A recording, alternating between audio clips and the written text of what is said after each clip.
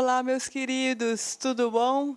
Como é que vocês estão? Estamos aqui hoje para mais uma aula de inquérito policial. Dessa vez, graças a Deus, vamos finalizar o tema inquérito policial. Então, nós já vimos sobre as formas de instauração do inquérito, nós já estudamos sobre as características do inquérito, vimos sobre indiciamento, né? Vimos até as diligências que a autoridade policial ela deverá tomar logo que souber da ocorrência de um crime, e vimos também sobre o relatório policial. Então, hoje, na aula de hoje, nós vamos finalizar, inclusive, estudando sobre qual é o procedimento logo após a conclusão do inquérito policial pelo delegado de polícia, né, com a feitura do respectivo relatório. Então, veja que nós vamos tratar na aula de hoje sobre o procedimento,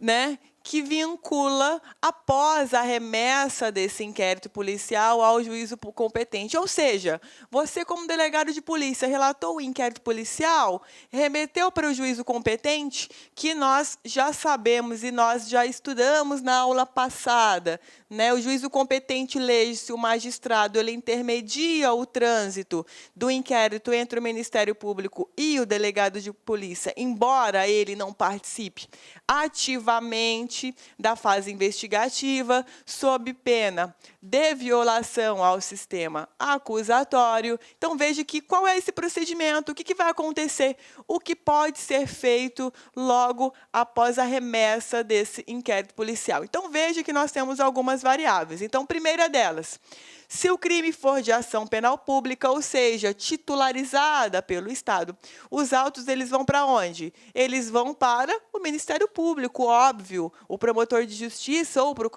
procurador da República, nos crimes de processo e de investigação da Polícia Federal, são os titulares da ação penal, de modo que serão eles quem deverão estar convencidos acerca da existência de elementos mínimos que poderão embasar a denúncia criminal. Então, se o crime é de ação penal pública, o delegado ele vai remeter esse inquérito, né, com vistas para o Ministério Público. Agora, se é de ação penal privada, ou seja, titularizada pelo ofendido, o que vai acontecer?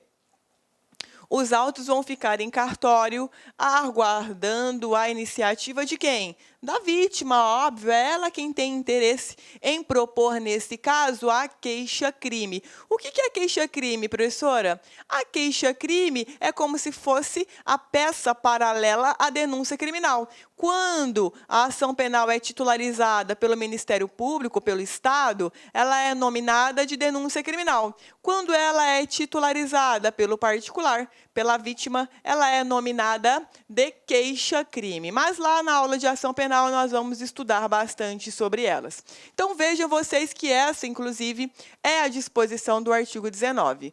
Nos crimes em que não couber ação pública, os autos serão remetidos ao juízo competente, onde aguardarão a iniciativa do ofendido ou do seu representante legal, ou serão entregues ao requerente se o pedir mediante traslado. Ou seja, às vezes o próprio requerente ele pode dizer, olha, eu quero levar, né, esse inquérito policial. Posso? Pode, mediante requerimento, não tem nenhum problema, desde que a ação ela seja penal privada, ok? Veja que também nós temos um aspecto interessante com relação à certidão de antecedentes criminais. Então, veja, como que funciona essa certidão?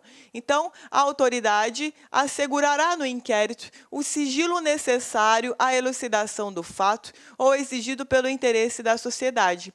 Nos atestados de antecedentes que lhe forem solicitados, a autoridade policial não poderá mencionar quaisquer anotações referentes à instauração de inquérito contra os requerentes. Então, veja, meus queridos, que inquéritos policiais em curso, outros não poderão constar nessa certidão de antecedentes por força da disposição do parágrafo único do artigo 20. Agora, voltando lá, né? Se o crime ele é de ação penal pública, são remetidos ao MP. Beleza, remeti ao MP. Quais são as variáveis, professora? Ora, nós temos, olha lá, duas. Primeira delas, o inquérito, o relatório, ele traz no seu bojo indícios de autoria e comprovada materialidade delitiva, de modo que o promotor de justiça, titular da ação penal,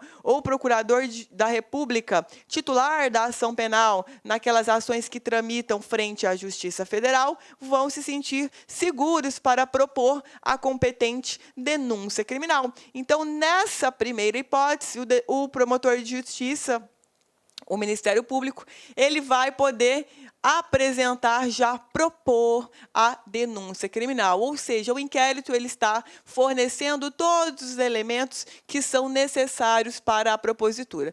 Por outro lado, muitas vezes, o inquérito, embora relatado, quando enviado ao Ministério Público, o Ministério Público constata a necessidade de realização de alguma diligência, alguma coisa que ainda resta a ser cumprida, que provavelmente possa esclarecer ainda um pouco mais sobre os fatos delitivos, sobre a própria autoria, de repente pode até indicar outros coautores que participaram do crime e que ainda não foram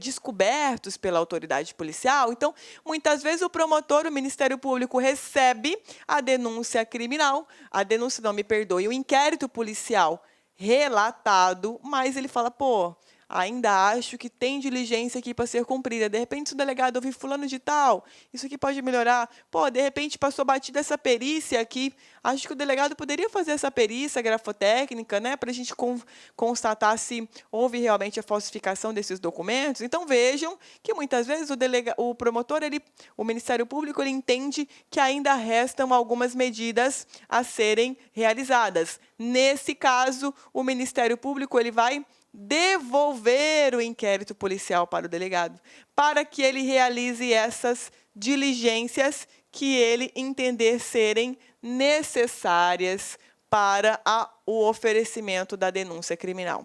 Tudo bem, gente? Então, esse, inclusive, é o teor do artigo 16. Então, olha lá. Então, o Ministério Público ele pode devolver o inquérito quando forem imprescindíveis a realização de novas diligências para o oferecimento da denúncia. Então, veja, primeiro, poderá, já de plano, oferecer a denúncia. Segundo, devolver o inquérito para a realização de novas diligências. Terceiro, requerer ao juiz o arquivamento do inquérito policial, caso conclua que não há crime ou que não existem provas suficientes, mesmo já tendo sido feitas todas as diligências investigatórias possíveis. Então, aqui na linha C, o que vai acontecer?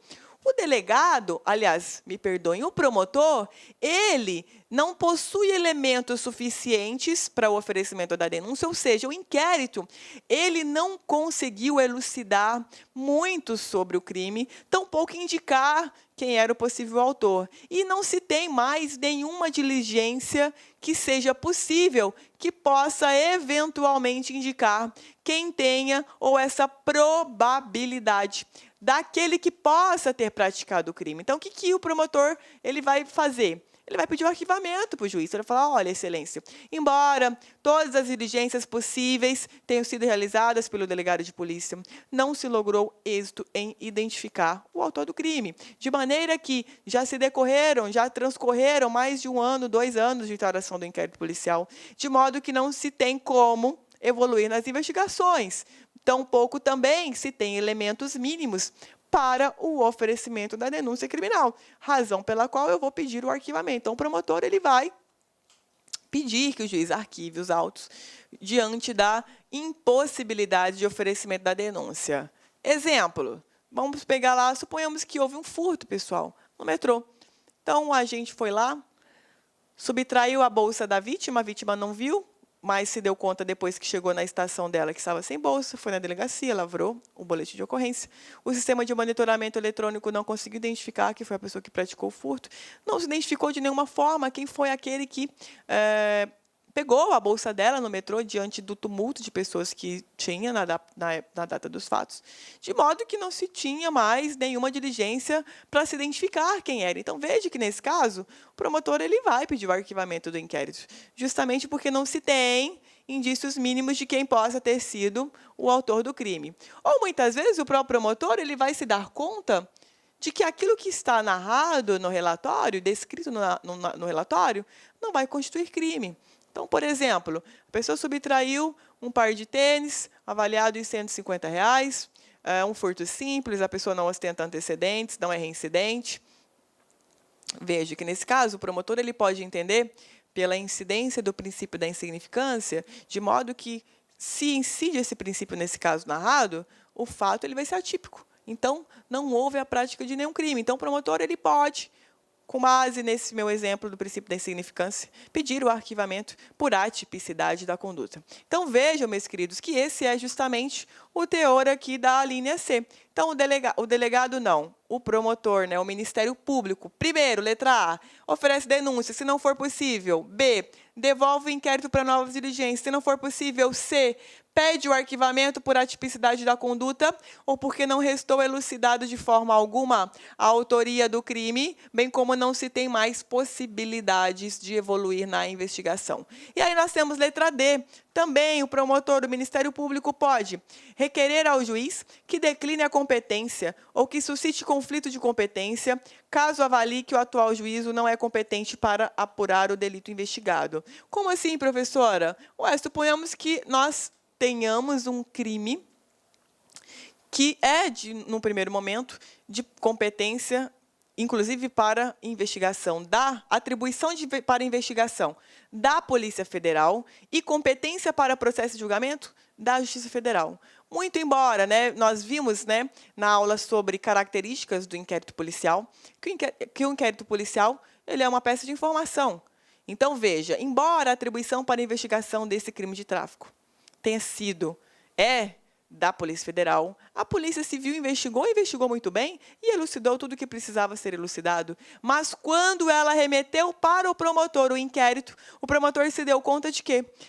De que a Justiça Comum não possui competência para processo de julgamento. Para a vara criminal, ao qual estaria vinculado o processo de julgamento daquele processo, ela não possui essa competência. De modo que o promotor, o que ele vai fazer? Ele vai pedir a declinação de competência para a Justiça Federal, porque nós estamos cuidando de uma competência constitucional. Então, vejam vocês que, nessa hipótese, embora o inquérito tenha sido ótimo, né, tenha elucidado, esteja já pronta, né, para que seja oferecida a denúncia, já se tem os elementos necessários, mas, né, o foro competente para processo e julgamento não é da Justiça Comum, é da Justiça Federal, né, que nós dizemos. Então, vejam vocês que, nesse caso, né, poderá o promotor de justiça, aliás, deverá pedir a declinação de competência para a Justiça Federal. Então, vejam vocês que, professora, mas o inquérito não foi investigado, foi relatado pelo delegado?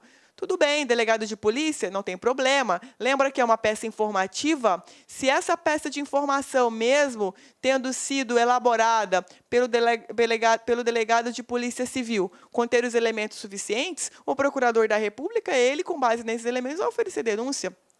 Não importa que outra polícia tenha investigado. Se os elementos ali colhidos já forem suficientes, o procurador da República, ele vai poder oferecer a denúncia. Então, veja que nós temos 4 saídas. Ou oferece a denúncia, ou devolve para novas diligências, ou o promotor, Ministério Público, pede o arquivamento. Por quê, professora? Porque por ausência de crime ou porque novas investigações não vão restar frutíferas e pode também requerer a declinação de competência para o juízo competente. Tudo bem? Então, essas são as 4 possibilidades depois que o inquérito é remetido para o Ministério Público. Agora, com relação ao arquivamento, quais são os fundamentos que nós temos? Também 4. Primeiro deles, a tipicidade formal ou material. excludente da ilicitude ou de culpabilidade, salva a inimputabilidade. Por que salva a inimputabilidade? Porque, na verdade, meus queridos, a inimputabilidade, ela vai gerar uma sentença absolutória imprópria. Por que imprópria? Porque a pessoa inimputável serão cominadas a pena de medida de segurança. Então, ela não vai sofrer uma pena privativa de liberdade, no entanto, ela vai ter ali que cumprir essa medida de segurança. Então, veja, só para a gente lembrar um pouquinho de parte geral, né? Porque está dentro do nosso tema. Então, dentro do fato típico, nós trabalhamos com conduta, resultado, aliás, conduta, nexo, vamos colocar na ordem. Nexo de causalidade,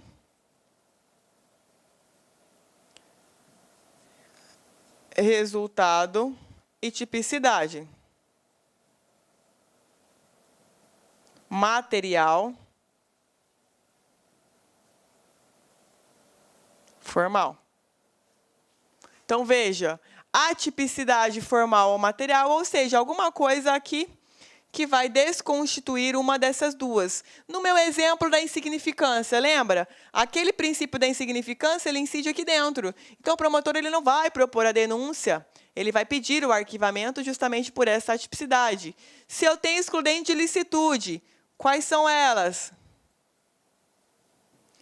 Legítima defesa, estado de necessidade, estrito cumprimento do dever legal, exercício regular do direito e na culpabilidade, imputabilidade, potencial consciência e ilicitude, exigibilidade, conduta diversa. Então, veja, se eu tenho alguma dessas hipóteses aqui que vão derrubar ou a ilicitude ou a culpabilidade, também o promotor ele vai pedir o quê? Ele vai pedir o arquivamento, salvo a inimputabilidade, que fica aqui dentro, que é uma das variáveis da imputabilidade. Então, lá em penal geral, vocês vão ver que dentro da imputabilidade nós temos as variáveis, exemplo, embriaguez, inimputabilidade, que é esse caso aqui. Então, não é todo o instituto imputabilidade dentro da culpabilidade. É só a inimputabilidade que vai sofrer aqui, que vai acarretar um processo e julgamento, porque ela vai resultar o quê aqui? Uma sentença absolutória imprópria.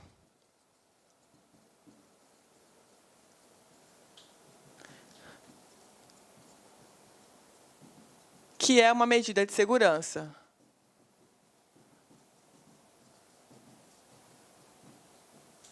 Beleza? Então, muita atenção para esse detalhe. Também, ele pode fundamentar o pedido de arquivamento, uma causa de extinção da punibilidade, prescrição, decadência, perempção, anistia, graça, indulto, né? Prescrição e também porque inexistem elementos informativos quanto à autoria ou a materialidade do crime. Então, esses todos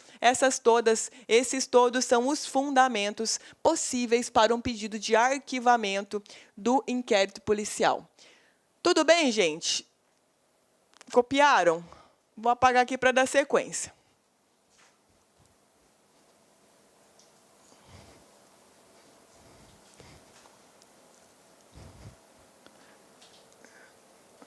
Agora, com relação ao arquivamento, o que ele vai gerar? O arquivamento do inquérito, né? Nós temos um instituto que se chama coisa julgada, muito incidente sobre um aspecto processual no processo penal. Então, lá, quando formos estudar sentença criminal, nós vamos falar bastante sobre esses dois institutos. Mas, basicamente, o que são eles e quais são os efeitos delas, das coisas julgadas, no inquérito policial? Então, veja, coisa julgada formal, o que é?